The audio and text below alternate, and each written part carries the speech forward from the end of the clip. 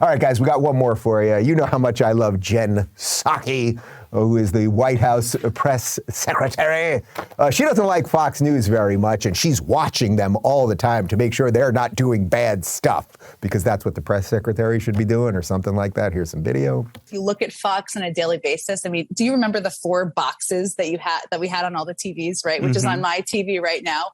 So right now, just to give you a sense. So CNN, Pentagon, as many as 8,500 U.S. troops on heightened alert. Okay, true.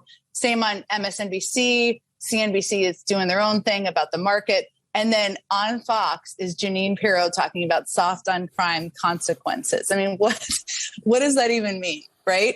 So there's an alternate universe on some coverage. What's scary about it is a lot of people watch that. The smug, dismissive way that she has so perfected people upset that crime is running rampant in cities. That's what those fools are covering over on Fox News. They're not covering the stuff we want them to cover, as if you are the ones who get to decide what they show on news networks. You're not, because you don't run the whole damn place. And we're not going to let you run the whole damn place. You get it? Psaki. I also realized right before we threw to that clip, when I say Psaki, where it comes from. Do you remember True Blood on HBO, the vampire show? Remember Bill the vampire? He was always talking to Sookie, and he would say Sookie like that. And I think that's where I'm saying Psaki. It comes from Bill the vampire on True Blood. There's some information for you. Anyway, I don't like this Psaki woman. I think news networks are allowed to cover whatever they want. But what she really means there is, Fox is covering our failures. Our meaning the Democratic Party, because it's the Democrats that run all of the cities that have been soft on crime that are all crumbling. And when I did another bit on the show last night with Jordan about how many people have moved here, and it's like, yeah, everyone's applauding because they're fleeing the Democrat-run cities. Well, Psaki got called out on this very issue at the White House press briefing yesterday. We are seeing crime surge in major cities.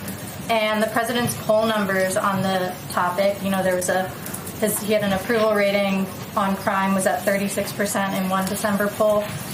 Does that indicate to the White House at all that Americans feel Democrats are out of touch when it comes to safety or criminal justice? And, what's the administration's takeaway to these numbers and the rise in crime? I think we all agree, or should agree, that violent crime is a serious problem. We actually saw a record jump in murders in 2020 under the former president, and there hasn't been new FBI nationwide data that has been released to date. There has been some city data, of course, which is important to focus on and talk about. Our view is that instead of turning this into a political football, we need to be focused from the beginning of the president's time, all of his time in office, on reducing crime and keeping our community safe. And that's why he's been a long-time advocate for more accountable community policing. That's why he has supported and advocated for additional funding for proven community programs to reduce crime, why he's working to crack down on rogue gun dealers who sell firearms to criminals, and why he's taken executive action to crack down on ghost guns. So his objective is to work with Democrats, Republicans, mayors, local leaders, to work to address what we've seen as increases in crime in some areas. But I would just note that nationwide, there has been an increases in crime over the past few years. Must I even comment? It's just meaningless nonsense that she's saying. You all know the truth. Do you live in the city? What's New York City like? Do you live in San Francisco or Los Angeles? Now, she's sort of addressing, I'll try to give the devil his due here. She kind of acknowledged there's some problems in some cities. But might I remind you that Chicago has the strictest gun laws in the city? And Michael, we haven't done it for a while. How many people were killed in Chicago by guns this week?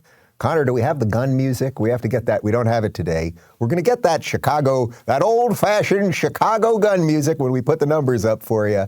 Chicago has the strictest gun laws in the nation, and more people are killed in Chicago every single weekend, killed and shot in Chicago every single weekend. You can give me, you can give me last weekend if you want. So first off, 797 people were slain in Chicago in 2021. Okay, that's number one. Give me last week's gun numbers. I think we can get it. I'm sure we can.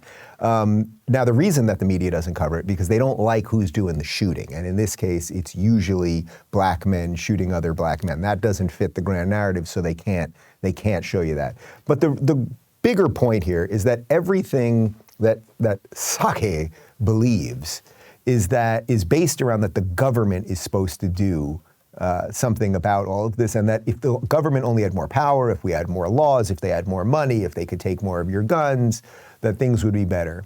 Chicago is the perfect example of why that doesn't work, and you all know it doesn't. And actually, I mean, I can't believe I'm going to say this. This is somewhat good news. Only 2 people were shot dead in Chicago this weekend. 22 were wounded by bullets, but they didn't die. So that's pretty good. You know, you'll take what you can get. Chicago.